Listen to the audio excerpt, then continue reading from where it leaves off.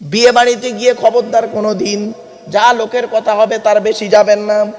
100 জন বরযাত্রীর জায়গায় ও 200 জন গিয়ে হাজির, ঠিক না বেটি? অনেকে আছে না 100 জায়গায় 150 গিয়ে হাজির। নির্লজ্জ কোথাকারে, খাওনি জীবনে, ছি, লজ্জা করে না? মেয়ের বাপ গরিব মানুষ বেচারা, 100 জন বরযাত্রী বলে সে 110 জনের খাবার করতে পারে, 180 জনের খাবার করতে পারে সে। আবার একটা ঝামেলা হয় বিয়ে বাড়িতে, শুনবেন? বলবো? বলবো, এই বিয়ে কে করতে যায়? বর বিয়ে করতে যায় না বরের বোনাইরা যায়? বল বল বল বল। বর তো বিয়ে করতে গিয়ে মুখে একটা রুমাল দিয়ে হনুমানের মতো চুপ করে বসে আছে, আর বরের বোনাইদের খালি অ্যাক্টিং দেখবেন। কি বোনাই বলে তো নাকি, না দুলা ভাই, ওই দুলা বোনাই, বোনাইদের অ্যাক্টিং দেখবেন। হয়তো একটু খেতে দেরি হয়ে গেছে, এমন টাইমে বরযাত্রী ঢুকেছে, সেখানে জোহরের নামাজের পরে গ্রামের মুসল্লিরাও ঢুকেছে আর বরযাত্রীও ঢুকেছে, হয় না এমন? দুটো দলই বসে গেছে। গ্রামের লোকেরা এখন আগে বসে গেছে আর বরযাত্রী এসে হাজির।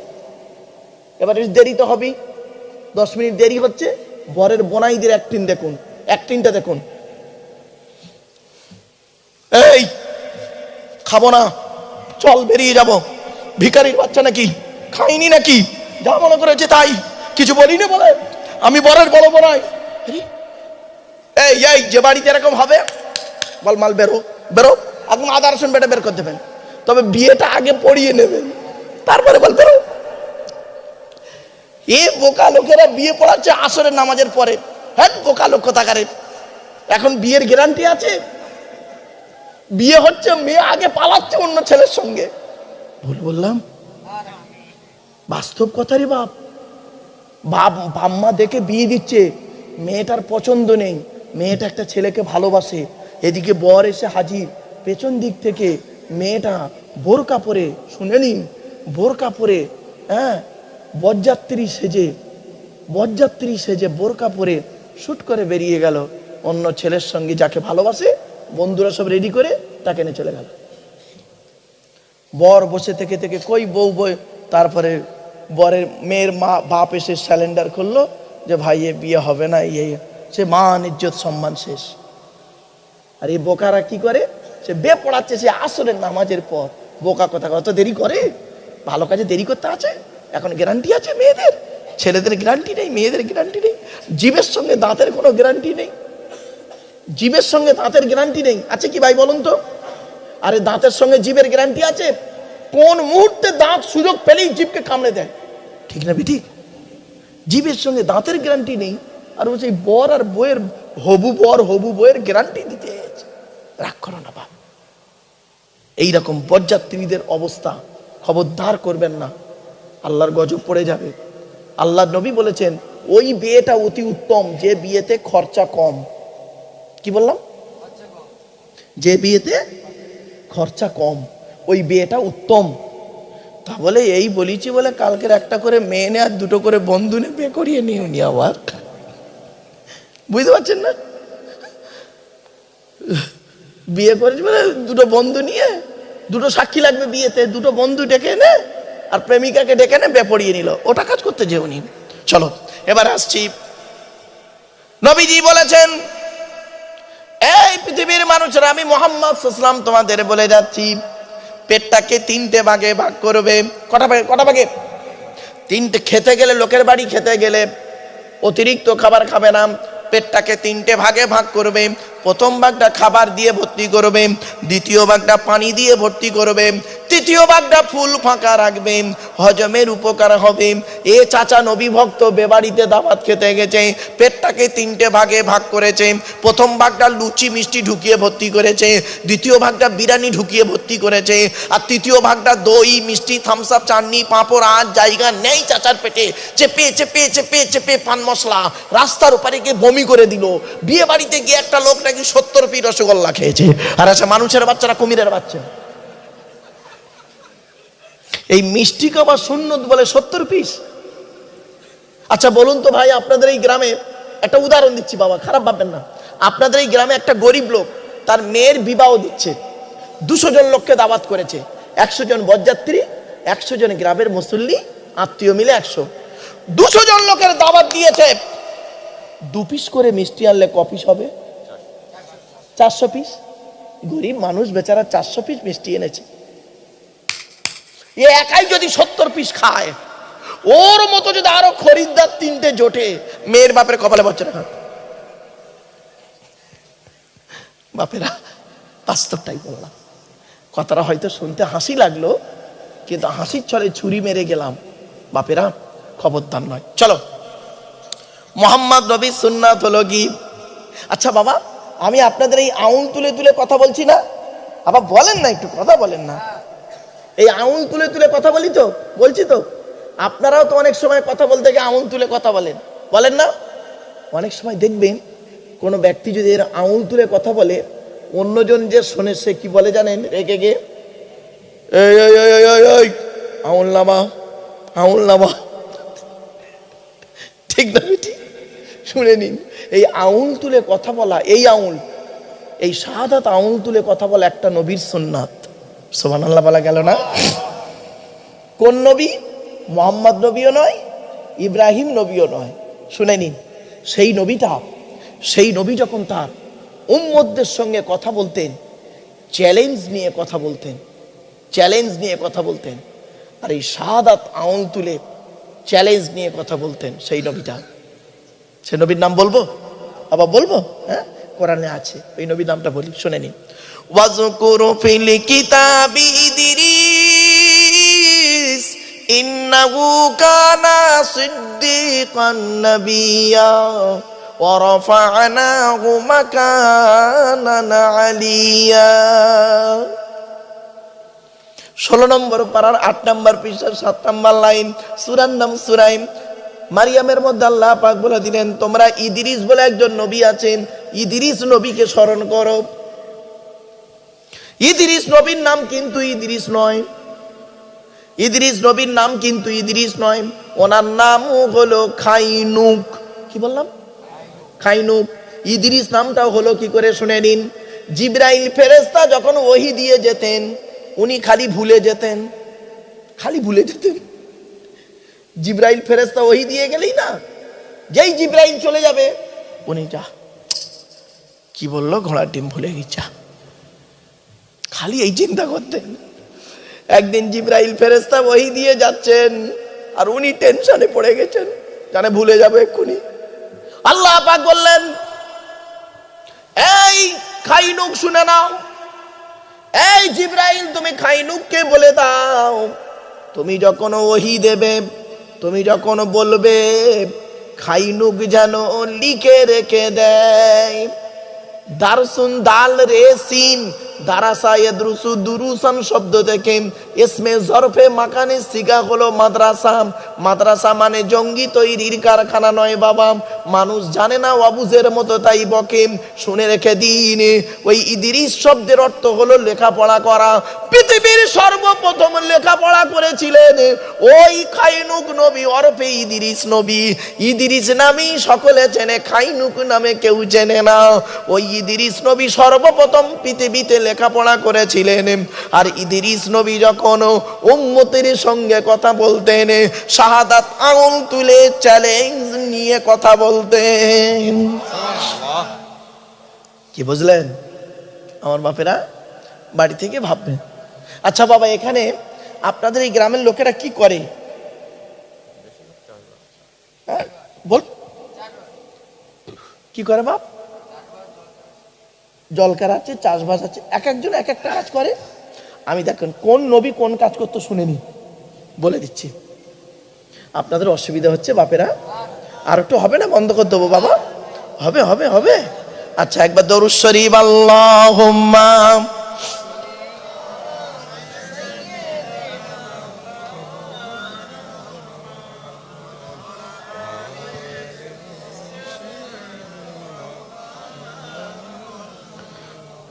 আমার বাপেরা, এই যারা চাষবাস করেন, তার মানে চাষি, আবার বলেন না একটু, যারা চাষবাস করেন, যারা চাষি আছেন, মনে রাখবেন তারা একটা নবীর সুন্নতকে আদায় করেন। পৃথিবীতে একজন নবী ছিলেন চাষি, চাষ করে খাওয়া দাওয়া করতেন। সেই নবীটার নাম হলো হযরতে আদম আলাইহিস সালাম।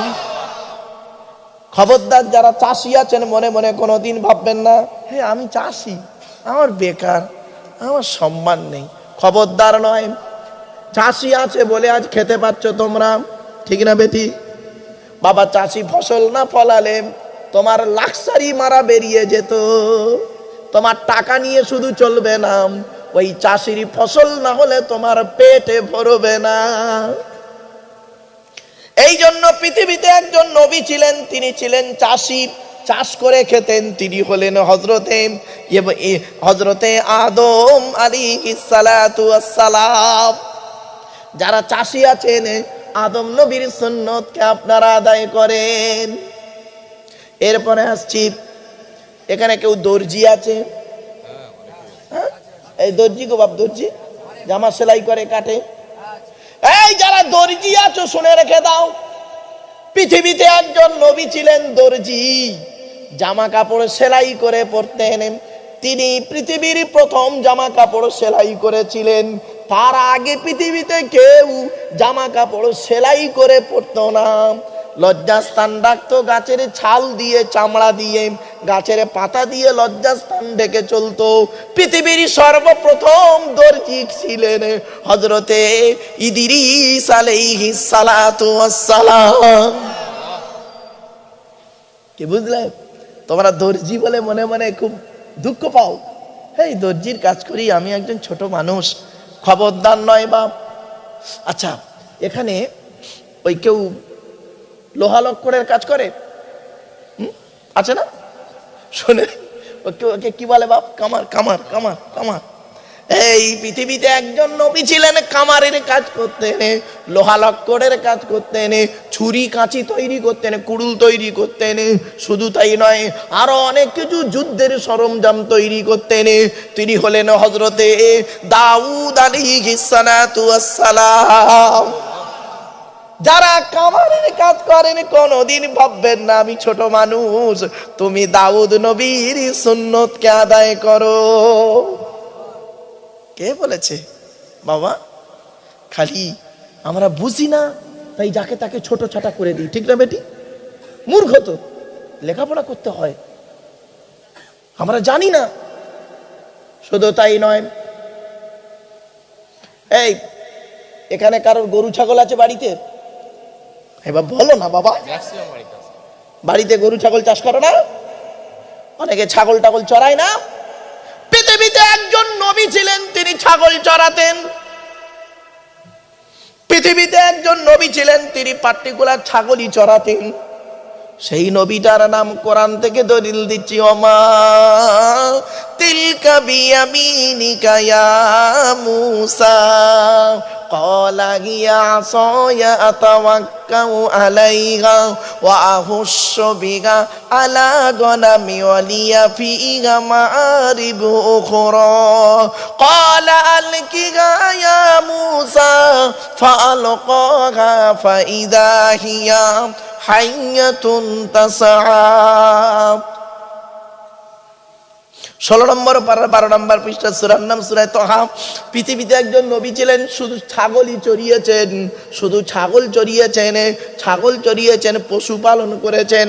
সেই নবীটার নাম হলো হযরতে মূসা আলাইহিস সালাতু ওয়াস সালাম। এই মূসা নবীর হাতে একটা লাঠি ছিল না? আবার বলেন না, বাবা বলেন না, ওই লাঠিটা কোথায় পেলেন মূসা নবী? কি মুশকিল বলেন দিন, আজ ওয়াজের 12টা বেজে যাচ্ছে যে। মূসা নবী ওই লাঠিটা পেলেন ওনার শ্বশুরের কাছ থেকে। আচ্ছা, মূসা নবীর শ্বশুরের নামটা আবার কি? এই কোরআনে 136 জায়গায় আছে মূসা নবীর নাম। কত কত কত? 136 জায়গা আছে মূসা নবীর নাম। আর মূসা নবী একটা লাঠি ব্যবহার করতেন। ওই লাঠিটা কোথায় পেলেন? মূসা নবীর শ্বশুরের কাছ থেকে পেলেন। আচ্ছা, মূসা নবীর শ্বশুরের নাম কি? কোরআনে আছে। ঘটনাটি হলো কোথায় জানেন? ঘটনাটি সূরা কসসে পাবেন 20 নম্বর পারার, আবার 16 নম্বর পারায় দুটো জায়গায় আছে। আরো মূসা নবীর ঘটনা কোরআনের বেশ কিছু কিছু জায়গায় আছে। আপনাদের জানিয়ে দিচ্ছি বাপেরা, শুনে নিন। মুসা নবী যে লাঠিটা পেয়েছিলেন ওই লাঠিটা হলো ওনার শ্বশুর মশাইয়ের শ্বশুরের নাম হলো হযরতি শুআইব আলাইহিস সালাতু ওয়াস সালাম। পৃথিবীতে 882 বছর বেঁচে ছিলেন। কত কত কত? শুআইব নবী 882 বছর বেঁচে ছিলেন। ইব্রাহিম নবী 195 বছর বেঁচে ছিলেন। ইসমাইল নবী 130 বছরে বেঁচে ছিলেন। নূহ নবী 950 বছর বেঁচে ছিলেন। আদম নবী 1000 বছর বেঁচে ছিলেন। মুহাম্মদ নবী 63 বছর বেঁচে ছিলেন। ভাবতে পেরেছেন? 63 বছরের জীবনী যদি আপনাদের বলি, ভাবতে পারবেন না, ভাবতে পারবেন না আমার বাপেরা। চলো, আচ্ছা, মুসা নবীর শ্বশুরের নাম কি বললাম বাবা? শুআইব আলাইহিস সালাতু ওয়াস সালাম। মাদাইন শহর থেকে বেশ অনেকটা দূর শুআইব নবী। এখন শুআইব নবী লাঠিটা কোথায় পেল? মারাত্মক। শুআইব নবী লাঠিটা কোথায় পেল? শুআইব নবী লাঠিটা পেয়েছে, ভালো করে শুনে রেখে দিন। আদম নবী যখন জান্নাতে গন্ধম ফল খেলেন, সকলে জানেন, আদম কিন্তু আগে ফল খায়নি। শুনে নিন, মা হাওয়া প্রথম খেয়েছিল। এই মা বোনেরা, এই জন্য মেয়েদের অন্তরটা হলো কি জানেন? মেয়েদের অন্তরটা হলো তুলোর থেকে নরম আর পাথরের থেকেও শক্ত। ঠিক না বেটি? যারা বউ করেছে তারা বুঝতে পারছে কি জিনিস, আর যারা প্রেম করেছে তারা এখন বুঝতে পারছে। যখন ফোন তোলে না, যখন ফোন তুলছে না প্রেমিকা, সারাদিন টেনশন। ছেলের খাওয়ানি দাওয়ানি, প্রেমিকা ফোন তোলে না, বোকা ছেলে কোথাকারে। চলো আমার বাপেরা, আদম নবী যখন মা হাওয়া প্রথম গন্ধম ফলটা খেলেন, খাওয়ার পরে মা হাওয়া বাপ আদমকে খাওয়ালেন। সংক্ষেপে বলে দিচ্ছি বোঝার জন্য। আদম হাওয়া যখন গন্ধম ফল খেলেন, উলঙ্গ হয়ে গেল, আল্লাহ পাক ওদের জান্নাতি পোশাকগুলো খুলে দিলেন। তো তারপরে এবার করলো কি, জান্নাতের ভিতরে তিনটে পাতা নিয়ে আদম নবী লজ্জাস্থান ডেকেছিলেন। মা হাওয়া নিয়েছিলেন 5টা পাতা। কেউ কেউ বলেছেন ওখান থেকে বেটা ছেলে মারা গেলে 3টে কাপন, মেয়ে ছেলে মারা গেলে 5টা কাপন দেওয়া হয়। শুনে রাখেন, কেউ কেউ বলেছেন। তবে একটা আপনাদের কথা বলি, আচ্ছা, বেটা ছেলে মারা গেলে কটা কাপন বললাম? 3টে। মেয়ে ছেলে মারা গেলে 5টা। একটা হিজড়ে মারা গেলে কটা?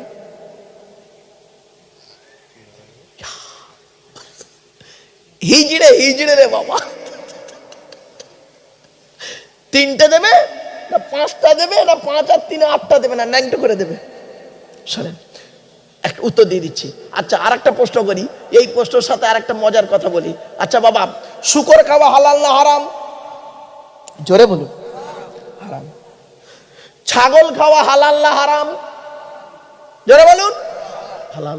একটা প্রাণী অর্ধেকটা শুকরের মতো, অর্ধেকটা ছাগলের মতো, ওই প্রাণীটা খাওয়া যাবে না যাবে না?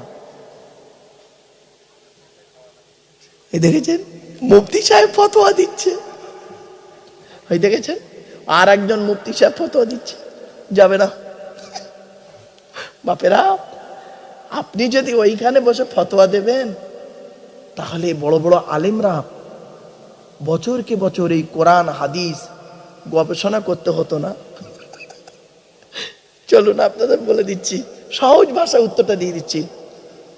একটা প্রাণীর অর্ধেকটা শুকরের মতো, অর্ধেকটা ছাগলের মতো, ওই প্রাণীটা খাওয়া যাবে না যাবে না? ওই প্রাণীটার স্বভাবের উপরে নির্ভর করছে হালাল আর হারাম। ওই প্রাণীটার স্বভাব যদি ছাগলের মতো হয় তাহলে প্রাণীটা হালাল, যদি স্বভাবটা শুকরের মতো হয় তাহলে খাওয়াটাও যদি হয় তাহলে প্রাণীটা খাওয়া হারাম। বেটা ছেলে মারা গেলে 3টে কাপন, মেয়ে ছেলে মারা গেলে 5টা কাপন, একটা হিজড়ে মারা গেলে কটা কাপন? শুনে রেখে দিন, ওই ব্যক্তির পা থেকে মাথা পর্যন্ত বেশিরভাগ অংশ যেদিকে যাবে সেই কাপনটা ওকে দেওয়া হবে। ওর বেশিরভাগ অংশ যদি দেহের পুরুষ হয় তাহলে পুরুষের কাপন লাগবে, বেশিরভাগ অংশ যদি নারী হয় নারীর কাপন লাগবে। কিছু বুঝতে পারছেন বাবা? কত সহজভাবে বললাম। চলো, আচ্ছা, এখানে বাবা তাহলে চাষি হলো চাষি হলো, আর কি হলো বাপ? তাঁতি হলো, কামার হলো, আর কি হলো? পশুপালন করা হলো। এবার আসছি, এখানে কেউ ব্যবসায়ী আছেন? ব্যবসায়ী। পৃথিবীতে একজন নবী ছিলেন, তার বহু ব্যবসা ছিল, ব্যবসা করে খেয়েছেন। তিনি হলেন হযরতে মুহাম্মাদুর রাসূলুল্লাহ। আল্লাহ নবীর জীবনের প্রথম শুরু হয়েছে কাপড় ব্যবসা দিয়ে, ঠিক না বেটি?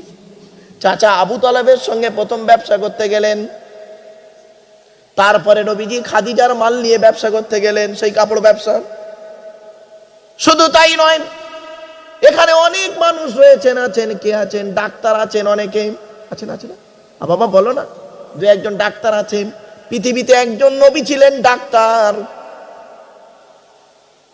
সেই নবীটার নাম হলো হযরতে ঈসা আলাইহিস সালাতু ওয়াস সালাম। বাবা এখানে অনেকে রাজমিস্ত্রি আছে না? আর বলো না বাবা, একটু আছে না রাজমিস্ত্রির কাজ করে? পৃথিবীতে একজন নবী ছিলেন রাজমিস্ত্রি, রাজমিস্ত্রি ছিলেন। পৃথিবীতে একজন নবী ছিলেন রাজমিস্ত্রি, তার নাম হলো হযরতে ইব্রাহিম খলিলুল্লাহ। আচ্ছা, এখানে রাজমিস্ত্রির জোগাড়ে লাগে না? ওরে আপনারা কি বলেন, হেল্পার, জোগাড়। জোগাড়। পৃথিবীতে একজন নবী ছিলেন রাজমিস্ত্রির জোগাড়ে, তিনি হলেন হযরতে ইসমাঈল আলাইহিস সালাতু ওয়াস সালাম। এই এখানে অনেকে কাঠ মিস্ত্রি আছে না? কাঠের কাজ করে, হ্যাঁ? সুতোর মিস্ত্রি বলেছে নাকি বাপ? হ্যাঁ, আল্লাহর পৃথিবীতে, এই পৃথিবীতে একজন নবী ছিলেন কাঠ মিস্ত্রি, সেই কাঠ মিস্ত্রিটার নাম হলো হযরতে নূহ আলাইহিস সালাতু ওয়াস সালাম। কি বুঝলেন? কি বুঝলেন?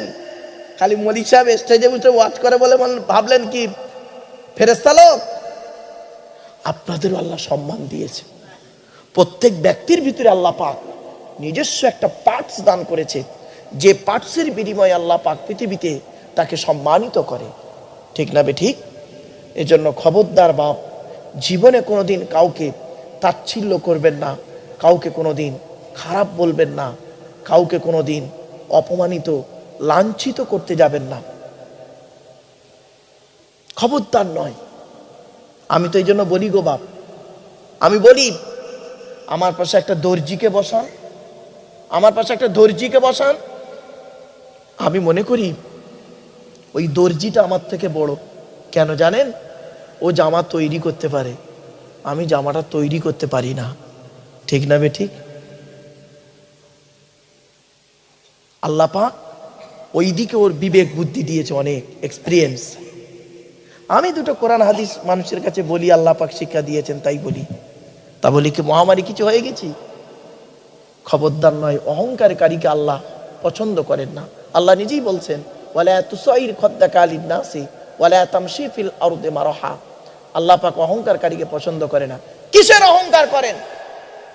এর গ্রামটার নাম কি? জগৎপুর। জগৎপুরের মানুষ